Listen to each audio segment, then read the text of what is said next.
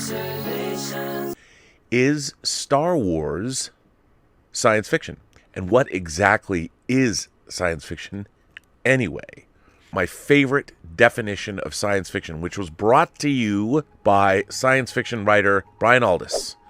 You might know Brian Aldiss because his short story, Super Toys Last All Summer Long, was developed by Stanley Kubrick into the movie that Steven Spielberg eventually made called AI, Artificial Intelligence.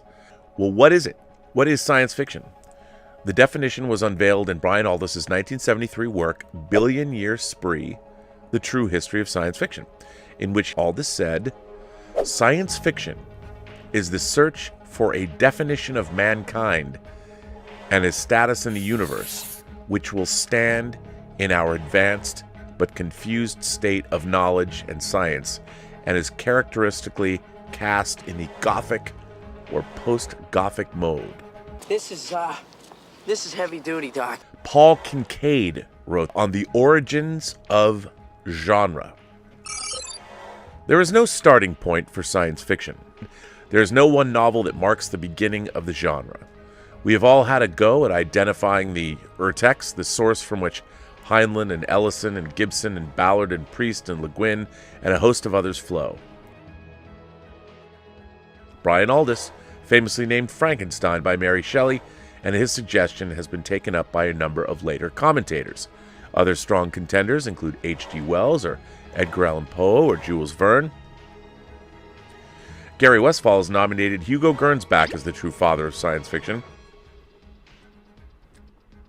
Still others, including myself, have gone back to Thomas More's Utopia. We are all wrong. We have to be wrong because there is no ancestral text that could possibly contain, even in nascent form, all that we have come to identify as science fiction. What part of Frankenstein, for instance, is diluted as homeopathic medicine is to be found in Philip K. Dick's The Martian Timeslip, or Gene Wolfe's The Book of the New Sun, or Octavia Butler's Parable of the Talents, or Isaac Asimov's Foundation? What, come to that, could possibly link these disparate texts other than the fact that we have come to apply the name science fiction to all of them?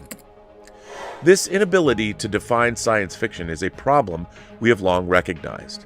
In his 1986 work, Critical Terms for Science Fiction, a glossary and guide to scholarship, Gary K. Wolfe included 33 different definitions of science fiction, many of which overlap to some degree or other, but all of which included contradictions.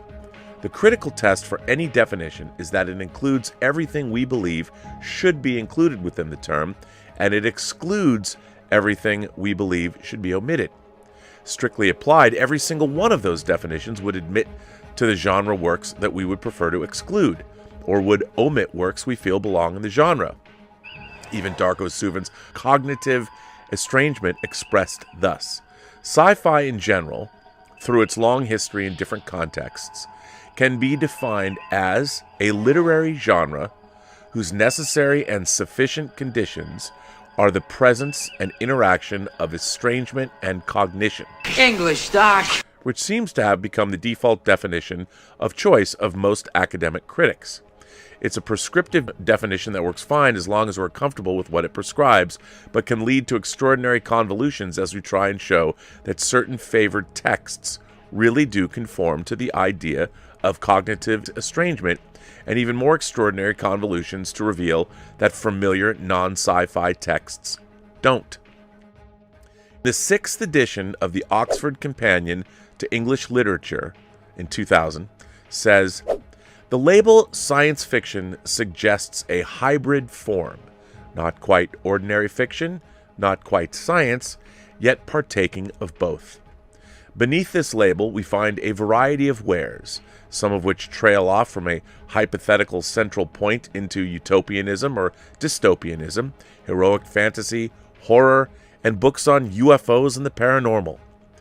Yet its statements are normally based either on possible scientific advance, or on natural or social change, or on a suspicion that the world is not as commonly represented. It follows that one of the unacknowledged pleasures of reading science fiction or sci-fi is that it challenges readers to decide whether what they are reading is within the bounds of the possible. I mean, I know this is a bit heady. There's that word again, heavy. Why are things so heavy in the future? Is there a problem with the Earth's gravitational pull? But Philip K. Dick, who wrote Do Androids Dream of Electric Sheep, he said this: I will define science fiction first by saying what science fiction is not. It cannot be defined as a story or a novel or a play set in the future, since there exists such a thing as space adventure, which is set in the future but is not sci-fi. It is just that: adventures, fights, and wars in the future in space involving super advanced technology. Why then is it not science fiction? It would seem to be, and Doris Lessing supposes that it is.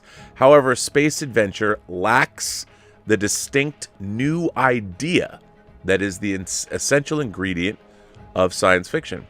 Also, there can be science fiction set in the present, the alternate world story or novel. So if we separate sci-fi from the future and also from ultra-advanced technology, what then do we have that can be called science fiction? We have a fictitious world. That's the first step. It is a society that does not in fact exist, but is predicated on our known society. That is, our known society acts as a jumping off point for it. The society advances out of our own in some way, perhaps orthogonally, as with the alternate world story or novel. It is our world dislocated by some kind of mental effort on the part of the author. Our world transformed into which it is not yet. I thought that was great. Kim Stanley Robinson says, in every sci-fi narrative, there is an explicit or implicit fictional history that connects the period depicted in our present moment to some moment in our past. Isaac Asimov, who wrote Foundation, said, hard science fiction are stories that feature authentic scientific knowledge and depend upon it for plot development and plot resolution. And perhaps one of my favorites, which is Arthur C. Clarke, who said, science fiction is something that could happen, but you usually wouldn't want it to. Fantasy is something that couldn't happen, though you only often wish that it could. I was like that. One brutalist variant is my friend Norman Spinrad. He's not really my friend. I've only spoken to him, I think, once. But he wrote The Doomsday Machine, and he also wrote a great book called Bug Jack Barron that I like. Science fiction is anything published as science fiction, which excludes Frankenstein and most of the works of H.G. Wells and practically every contemporary science fiction novel, at least in Britain, where publishers have mostly abandoned putting the descriptor science fiction on their books. In my experience, there's no such thing. So I bring you back to this. Brian Aldiss's famous definition.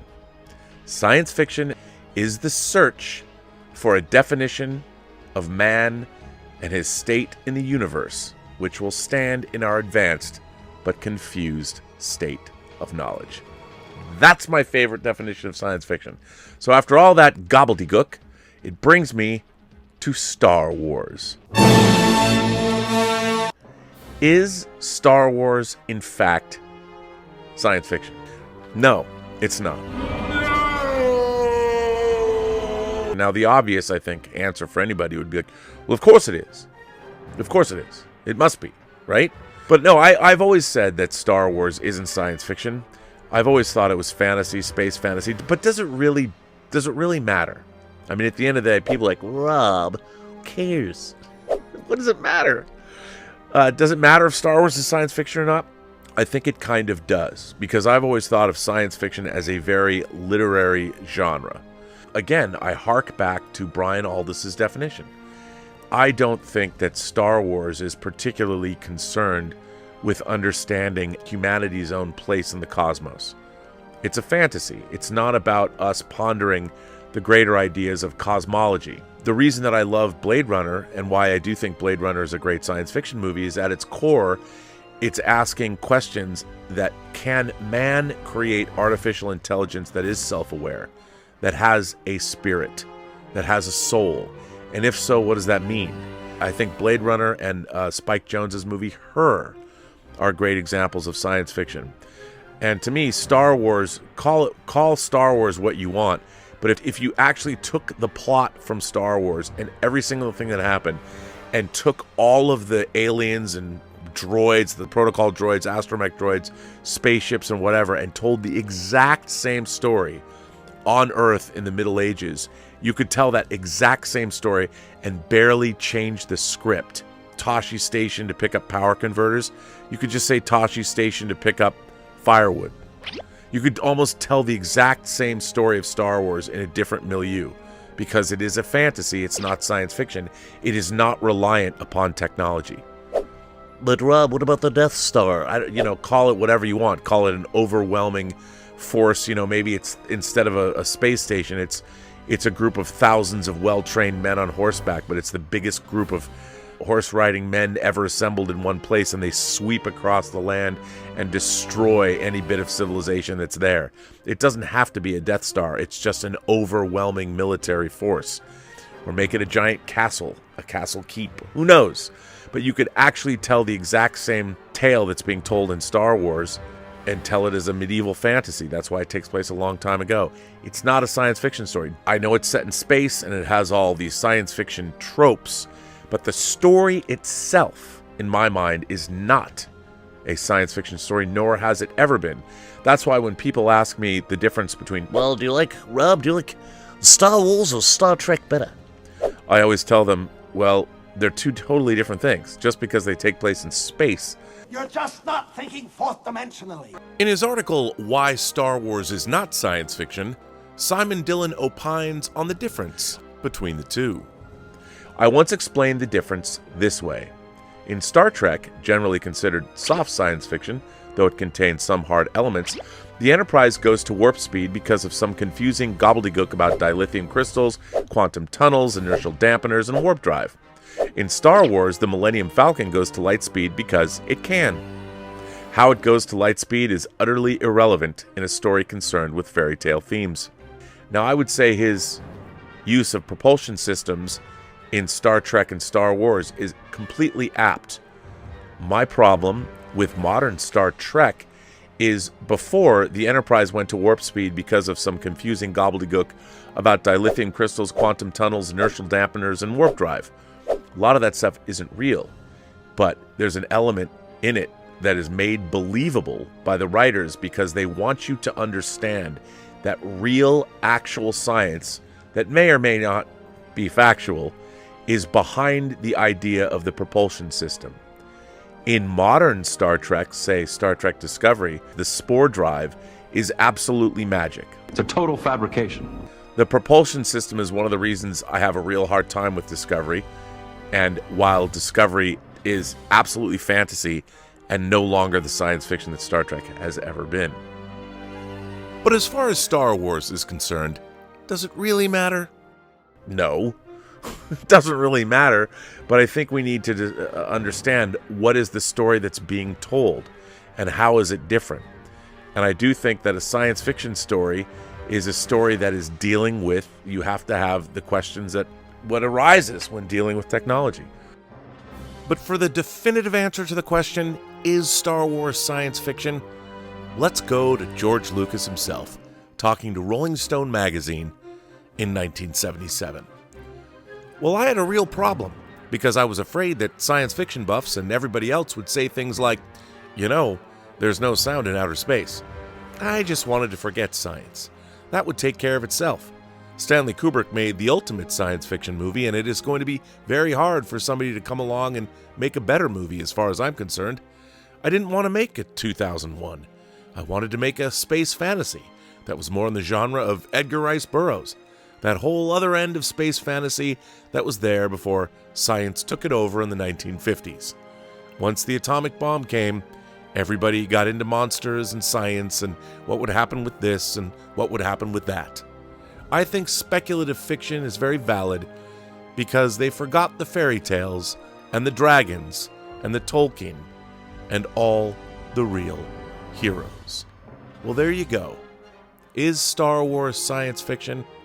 George Lucas himself says no. Star Wars is space fantasy. Then again, does it really matter? I think it does, because genres are important, and understanding the differences, well, that's what life's all about, isn't it?